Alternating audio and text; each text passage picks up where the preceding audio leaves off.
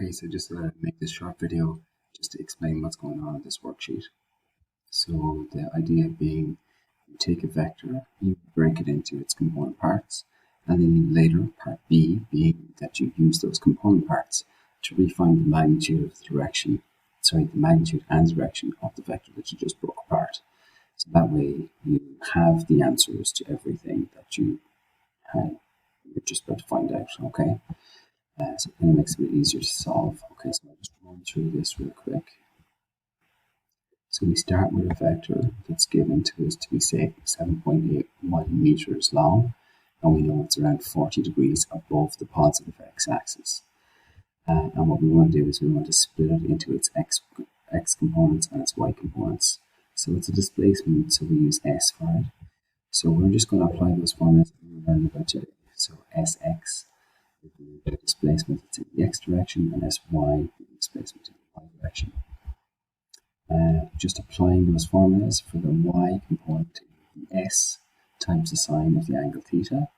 So that's 7.81 times the sine of 40 degrees, which works out to be 5.02 meters to three significant figures, but approximately 5 meters, okay, because I've sketched this, or I put it in at 5 meters here.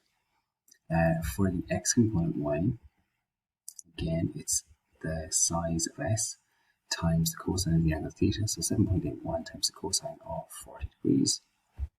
And that gives us 5.983 to four significant figures. Sorry, I'm slightly off there. But hopefully you can just make out underneath that should be just 6 meters, so approximately 6 meters. So there'll be a little bit of error in these ones.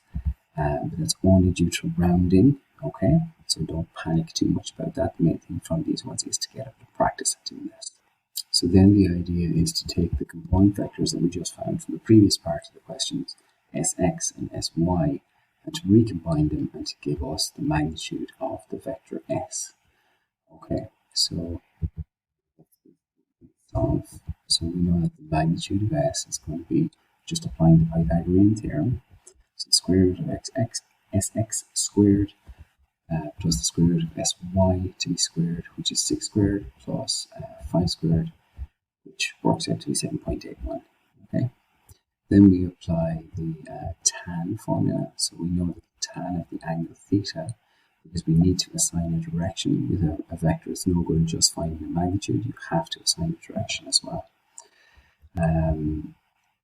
We know that the tan of the angle theta is the side opposite divided by the side adjacent. The side opposite to the angle theta is 5 meters. The side adjacent to it is 6 meters.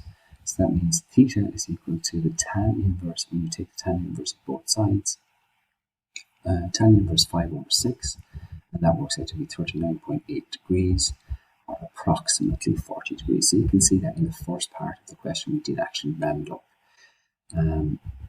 But to give it the correct number of significant figures, let me just see if I can move this.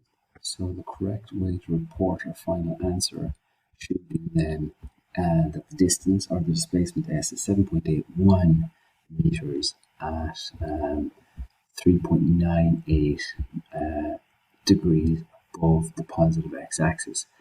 But again, this is to three significant figures. We won't get too hung up on significant figures in this section, okay?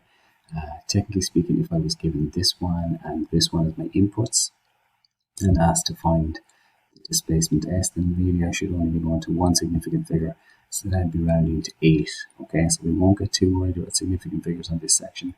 I'm only worried about that later on when we're specifically dealing with significant figures, okay? Okay, so the rest of the problems that are underneath this, I'm just going to put up the vector.